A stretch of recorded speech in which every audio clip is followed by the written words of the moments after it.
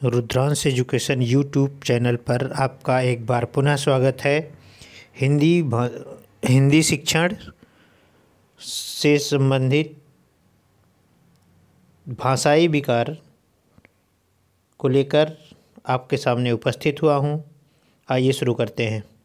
भाषा सीखने के क्रम में बालकों के भाषा विकास में बहुत सी बाधाएं होती हैं, जैसे तुतलाना, हकलाना, अत्यधिक रुदन, अस्पष्ट उच्चारण, शिक्षक का गलत उच्चारण, सामाजिक बोलचाल व क्षेत्रीयता का प्रभाव आदि। इन सब के अलावा कुछ मनोवैज्ञानिक भाषा विकार भी बालकों के भाषा विकास में बाधा उत्पन्न करते हैं, जैसे अफेसिया। अफेसिया यह सुनने संबंधी एक भाषा अधिगम विकार है। इसमें बालक शिक्षक के दिए गए निर्देशों और उसके कही गई बातों को हूबहू ग्रहण करने में कठिनाई का अनुभव करता है। मातृभाषा के अतिरिक्त दूसरी किसी भाषा को सीखते समय यह अधिगम विकलांगता एक बड़ी समस्या के रूप में सामने आता है। तो यहाँ इम्पोर्टेंट क्या है, ये ध्यान दीजिएगा कि शिक्षक के द्वारा निर्देशों और उसके से कही गई बातों को हूबहू ग्रहण करने में कठिनाई का अनुभव करता है, और मातृभाषा के अतिरिक्त दूसरी भाषा सीखने को सीखते समय अधिगम विकलांगता एक बड़ी समस्या के रूप में सामने आता है।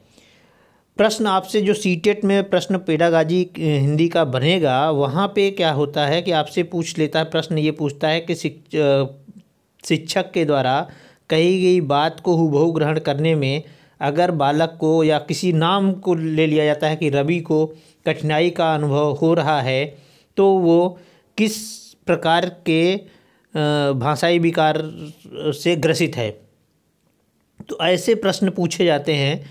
तो आपको ये ध्यान रखना होगा कि अगर शिक्षक द्वारा कही गई बात को हूबहू ग्रहण करने में कठिनाई हो रही है, तो वो अफेसिया से संबंधित विकार से प्रभावित है।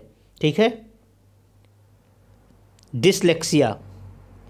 डिसलेक्सिया एक भाषा संबंधी अधिगम विकलांगता है। यह मुख्य रूप से वाणी या लिखित भाषा के पढ़ने में कठिनाई के रूप में होता है। इस विलक्षण के कारण बालक को वर्णमाला को सीखने में कठिनाई होता है। तुकबंदी वाले शब्दों को पहचानने में दिक्कत होती है। शब्द की विभिन्न ध्वनियों में अंतर करने में कठिनाई होती है। शब्द में लिखे गए विभिन्न अक्षरों के क्रम को समझने में बालक कठिनाई का अनुभव करता है। डिसलेक्सिया का कोई इलाज नहीं है, परंतु उचित शैक्षिक सहायता से डिसलेक्सिया से ग्रसित बालक पढ़ना लिखना सीख सकता है। तो अक्सर क्या होता है, डिसलेक्सिया से प्रभावित बालक कौन से होते हैं? तो डिसलेक्सिया से प्रभावित बालक, ग्रसित बालक जो होते हैं, पढ़ना लिखना दोनों से प्रभावित होते हैं। जिनको पढ़ने और लिखने दोनों में दिक्कत होती है, वो डिसलेक्सिया से प्रभावित कहे जाते हैं।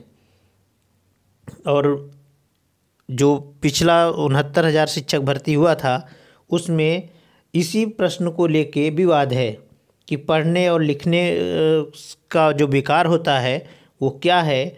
तो वहाँ पे डिसलेक्सिया होना चाहिए था, लेकिन जो पीएनपी ने उसका उत्तर कुछ दूसरा माना हुआ है। ठीक है, आगे बढ़ते हैं। हाइपरलेक्सिया। इस प्रकार की अधिगम विकलांगता बालकों को शब्दों और वाक्यों को समझने में कठिनाई उत्पन्न करती है। तो हाइपरलेक्सिया क्या होता है? बालकों को शब्दों और वाक्यों को समझने में कठिनाई उत्पन्न करती है। बालकों को श्यामपट्ट पर लिखी हुई बातें उसी क्रम में समझने में कठिनाई का अनुभव करना पड़ता है। इस विकलांगता का एक कारण दोनों प्रकार के दृष्टि दोष, निकट दृष्टि दोष और दूर दृष्टि दोष का होना है। तो हाइपरलेक्सिया से प्रभावित बच्चा कैसा होगा? वो निकट और दूर दृष्टि दोष से प्रभावित होगा, पहली पहचान है। दूसरा क्या है कि वो श्यामपट्ट पर लिखी हुई बात को उसी क्रम में समझने में कठिनाई का अनुभव करेगा। तो इन विशेष बातों को आप यहाँ अगर ध्यान देते हैं, तो आपको जब भी प्रश्न पूछा जाएगा तो आप आसानी से बता पाएंगे कि ये विकार जो है वो किससे संबंधित है। तो नेक्स्ट करते हैं डिस्ग्राफिया। इस प्रकार की विकलांगता से संबंधित बालकों को मुख्यतः अक्षरों को पहचानने और विशेष रूप से उनको लिखने में अक्षमता, देखिए अक्षरों को पहचानने और विशेष रूप से उसको लिखने में अक्षमता उत्पन्न करती है।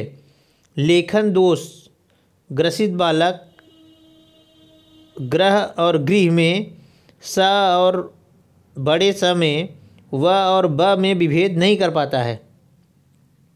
तो वो अगर वर्ण में विभेद नहीं कर पा रहा है और लेखन दोष से ग्रसित है, तो ऐसे बालक जो होते हैं वो डिस्ग्राफिया के विकार से संबंधित होते हैं।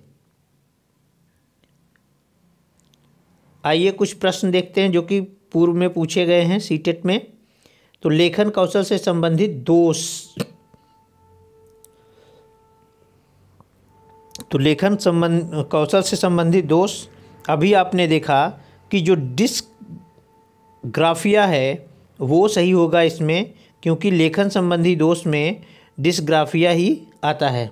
ठीक है, नेक्स्ट देखते हैं डिस्ग्राफिया से प्रभावित। अभी वहाँ पे उन्होंने डिस्ग्राफिया को ऑप्शन में रख दिया था और अभी इन्होंने क्या किया है कि डिस्ग्राफिया से प्रभावित बच्चे को मुख्य रूप से कठिनाई होती है। डिस्ग्राफिया, ग्राफिया मतलब ग्राफ जैसे लिखते हैं तो कोई वर्ण बनता है तो एक ग्राफ की तरह लिखते हैं हम लोग, तो वहाँ पे डिस्ग्राफिया मतलब सीधा सीधा है कि ये लिखने से संबंधित है।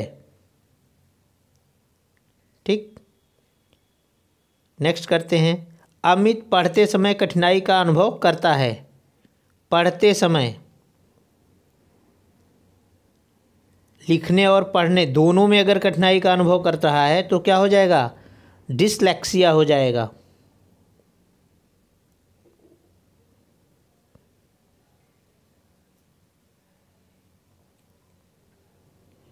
नेक्स्ट है हिंदी भाषा की कक्षा में मोना लिखते समय कठिनाई का अनुभव करती है। लिखते समय की बात हो रही, यह समस्या किससे संबंधित है, लिखते समय है तो वो संबंधित किससे होगा, डिस्ग्राफिया से। और अमूमन यही प्रश्न डिस्ग्राफिया वाला ही प्रश्न ज़्यादातर पूछा है, और या तो डिस्ग्राफिया पूछ रहा है या तो डिसलेक्सिया पूछ रहा है। तो डिस्ग्राफिया और डिसलेक्सिया को आपको ध्यान से समझना होगा। संगीता अक्सर शब्दों को उल्टा लिखती है और लिखते समय कुछ अक्षरों को छोड़ देती है, उसे लिखने में कठिनाई होती है। तो लिखने में अगर कठिनाई हो रही है तो फिर यहाँ पे क्या हो गया, यहाँ पे भी डिस्ग्राफिया ही होगा। ठीक है, सुहास पढ़ते समय कठिनाई का अनुभव करता है। पढ़ने में अगर कठिनाई हो रहा है तो वो क्या हो जाएगा, डिसलेक्सिया हो जाएगा।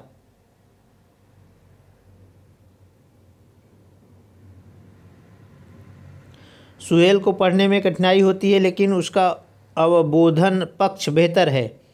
सुहेल की समस्या है, पढ़ने में कठिनाई हो रहा है तो डिसलेक्सिया हो जाएगा।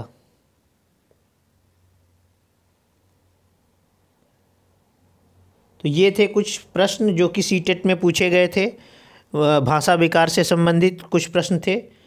आशा करता हूँ कि आपको ये वीडियो पसंद आया होगा, और अगर आप इस चैनल पे नए हैं तो आप इसको सब्सक्राइब कर लीजिए इस चैनल को, और अपने दोस्तों मित्रों जो लोग भी सीटेट की तैयारी कर रहे हैं उनके साथ भी इस वीडियो को शेयर करें, जिससे उनका भी कुछ प्रश्न सही हो सके। और वीडियो को लाइक ज़रूर करें, जिससे कि हौसला बढ़ता है और वीडियो आपको मैं आपकी परीक्षा होने से पहले तक प्रोवाइड करा सकूं। धन्यवाद।